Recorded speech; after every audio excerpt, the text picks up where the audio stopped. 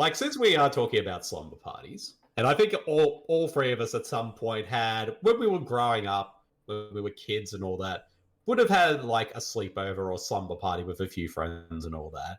And, like a lot of things you want to do some things of fun. And of course, one of those being watching a movie or two. So, especially of the horror variety. So, the three of us, we've curated our own little list. So, if we were throwing our own little slumber parties, what films would we like to show our friends at these slumber parties? And, Marcey, what would be the very first film you would show at your slumber party? Well, look, I just wanted to actually, before I got into mine, I just wanted to ask, what's probably, I don't want to say the worst, but maybe the most inappropriate or really messed up movie that you have watched at a sleepover? Oh. Because mine's very easy. I don't know about mine, because mine were kind of, I guess, very basic by comparison. I think the last time I had a like a sort of a sleepover event, like when I was like in my early teens with a few mates, we just ended up like watching, Friday the 13th Part 7, The New Blood, the Amityville Horror, and that was kind of really sort of mainly it. So nothing really too weird or outlandish in any way, but I'm kind of curious of what you've got, Marcy. But Mike, has any movie like that actually happened to you? No, but you know what we'd try to fuck with when we'd go to my one friend Walter Hill's house. His name was really Walter Hill, and his mom was also Beverly. So that was weird because there was like Walter Hill, the director, and then Beverly Hills, the place, I guess. But they were, anyway, that was their name. I don't know if I probably shouldn't name check people, but they had unique names. I don't know. But no, when we would go to his house, what we'd try to fuck with is watching like the Red Shoe Diaries or something like that on Showtime, something salacious where you could see a little, boob or something. But most of the time, like when we would pick movies and stuff, it was pretty vanilla, because you'd have to have rented money or something and got it on your own. But I think the last one we did was RoboCop 3, if I remember correctly. And that was like right when it came out, and man, we were disappointed. Oh no, I remember one time with my friend Mike, we watched right when it came out, we watched Bram Stoker's Dracula. Oh. And then there's that the big like lesbian vampire scene, and that was a little like, ooh, I'm watching this with my buddy, That's just like one of the most salacious scenes in that whole movie.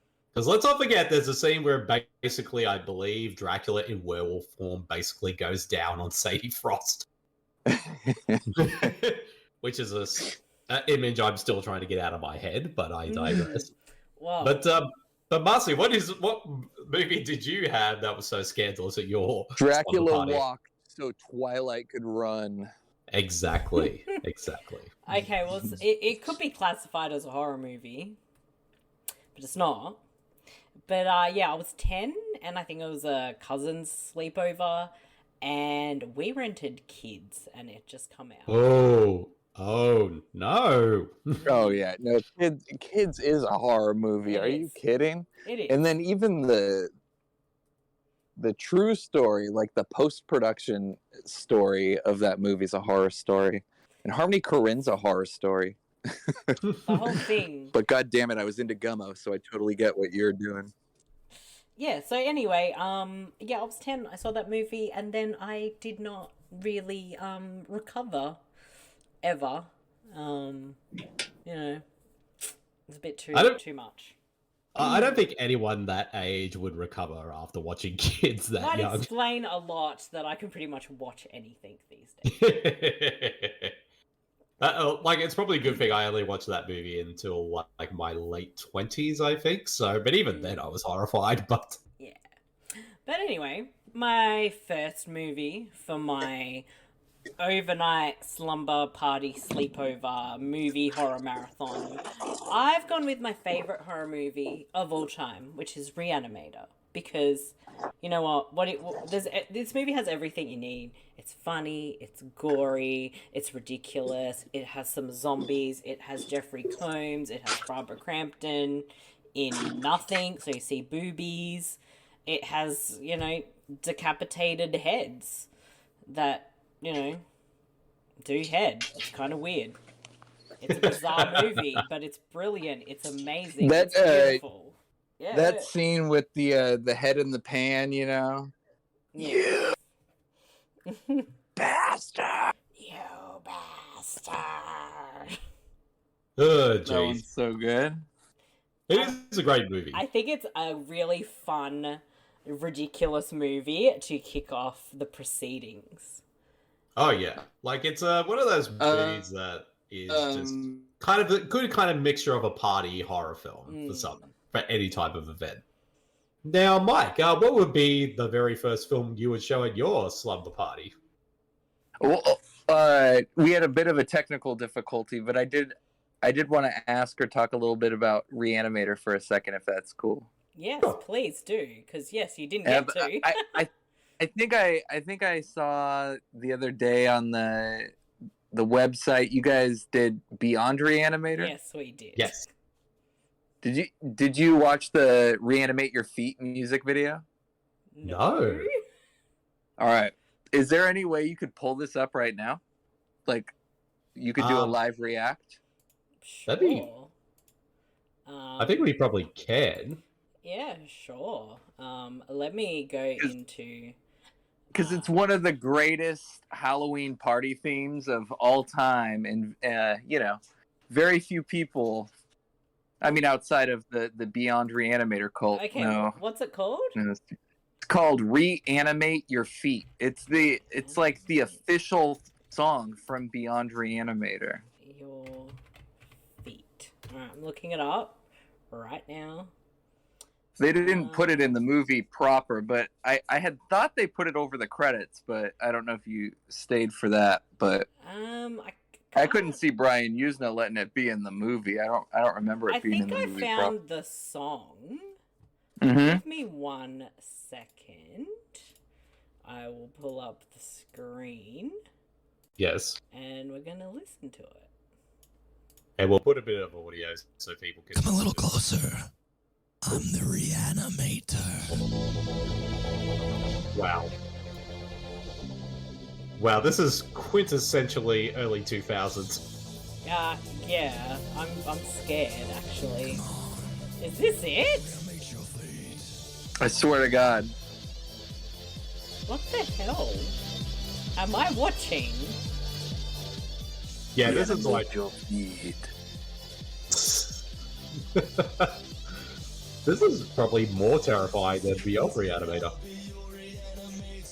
Well, yeah, I was saying, if you want to kind of set the mood, you're showing the classic good Reanimator, the Stuart Gordon one, but yeah, I would open your party with a little Reanimate Your Feet, see if you can get some dancing going, Yeah, it's not the worst idea in the world. We're not going to listen to the whole thing, obviously. Oh, I wouldn't recommend it. No, I wouldn't recommend that. I might have to put that as the song for the end of this episode. But, but there we go. Reanimate Your Feet, folks. Yeah, that's a good one. Mm-hmm. So for my first pick, so the way I'm tackling this list is like, it's something happening now, right? Like I've finally able to get a bunch of my good friends together to have an all-night movie marathon, and I don't know, I'm kind of thinking of their interests, and if I had, because you don't have a lot of time as an adult to sit around and watch movies with your friends, unless you're, anyway, no, I won't go there, but that's to say, I would want to pick movies for like a certain group of people. So this is for a certain audience. But the first thing I would want to show them, to kind of unlock the spirit of the night and maybe the spirit of the curator. The first thing I'd want to show them would be something kind of fun, family-friendly, horror, horror themed, but also, intellectual, grows your dendrites. It's a documentary, American movie from 1999. I think that Ooh. would be the first movie of what will turn out to be a horror movie marathon. But I think that I like that as a stage setter, for what we'll pick. Nice. And that is a good documentary too. I saw it maybe over 10 years ago. It's been But, ages. I don't remember much of it because it's been so long. And it's a pretty inspiring film as well, because it's basically, about a group of friends who come together to make a horror film.